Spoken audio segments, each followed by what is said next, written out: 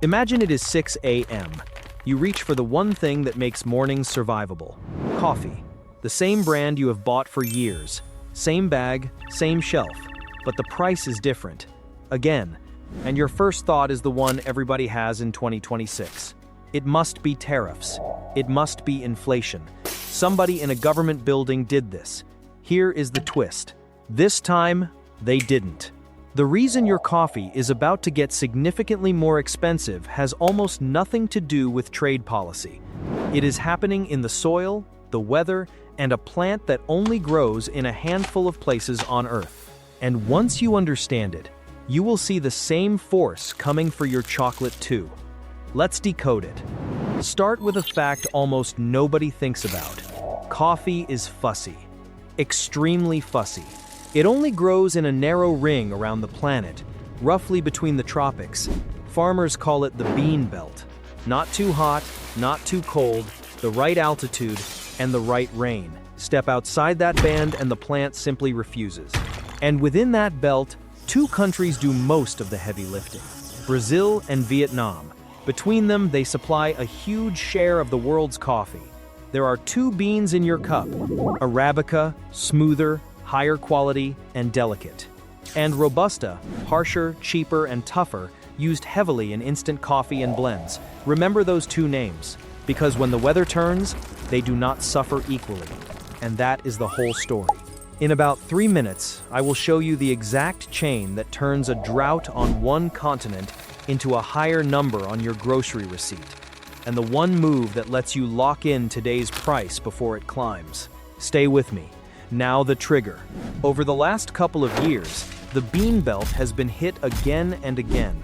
Severe drought and unusual frost in Brazil, punishing heat and dry spells in Vietnam. When the weather breaks the harvest, there is no backup. You cannot spin up a coffee farm in a month. A coffee tree takes years to mature. So supply drops. And when supply drops while the world's demand keeps climbing, price does the only thing it can. It goes up. Hard. This is what economists call a supply shock. Demand did not change. Your morning habit is the same. The supply got hit. And a small shortfall in a concentrated market creates a big move in price. Here is the part that decides whether you overpay. The price on the shelf and the price on the market are not the same, and the gap between them is your window. First, why your cup is on a delay. Here is why your coffee did not jump overnight, and why it is about to. The price traders pay for raw beans moves first, on futures markets, months before the beans are even roasted. Roasters, the companies that make your bag, often lock in prices in advance to protect themselves. That is called hedging. It shields you from the spike for a while, but those protections run out. When a roaster's cheap contracts expire and they have to buy beans at today's higher prices, the new cost lands on the shelf, and it tends to stay there. So the coffee you are buying right now may still be priced on yesterday's beans.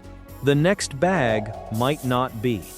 That gap between the market price that already moved and the shelf price that has not yet is exactly where a smart shopper acts.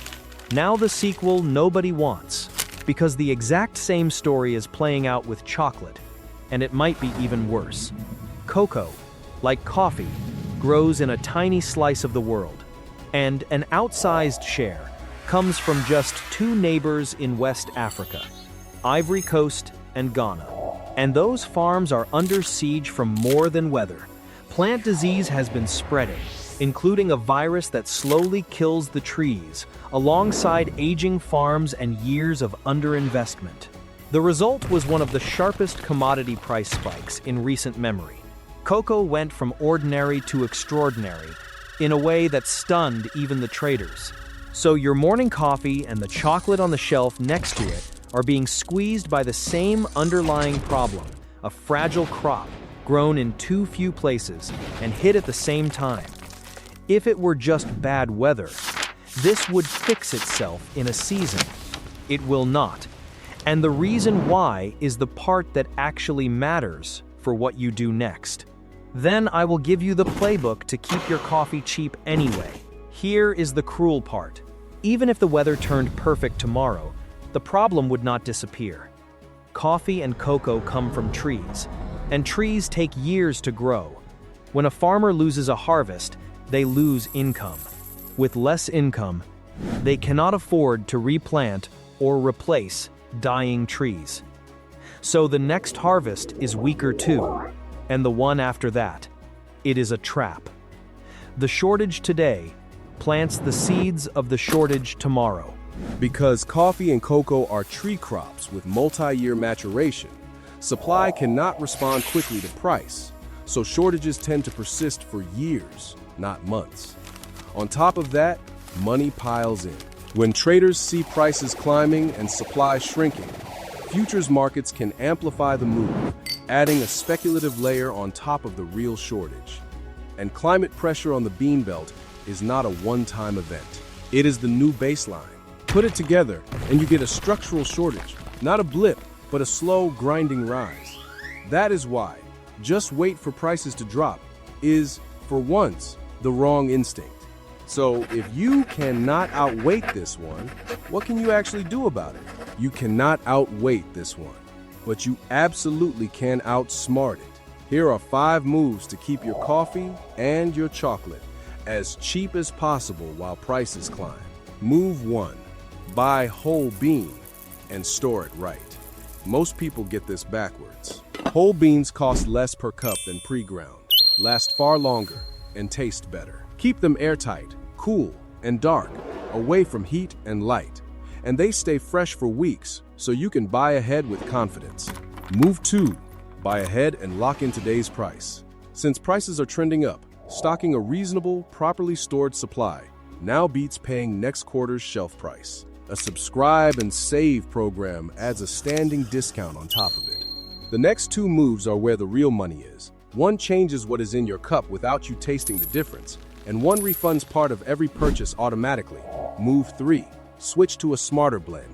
A blend with more Robusta or a solid store brand can cost noticeably less than premium single origin Arabica, often with little difference once it is brewed with milk. Try 1 bag before you commit to switching. Move 4. Check price history, not the sale tag. Coffee promotions spike around holidays. Use a price tracker to confirm today's price actually beats its recent average before you stock up. A deal is only a deal against the real trend. Move 5. Stack cashback and card rewards. Route grocery and coffee purchases through a cashback app and pay with a card that earns extra on groceries. On a habit you repeat every single week, small percentages compound into real money. None of these stop the shortage, but together they can absorb most of the increase on something you were going to buy every single week anyway. So the next time your coffee costs more, you will know the truth. It was not a tariff. It was a fragile plant, a narrow belt of land, and a climate that keeps testing it. And now you know how to stay ahead of it. The 5-move coffee playbook and the cashback tools are linked in the description. Want the price alerts before the next increase hits the shelf? The free newsletter is the first link. That is where the timing intel lives. I'm price decoded. Now you know why it costs what it costs.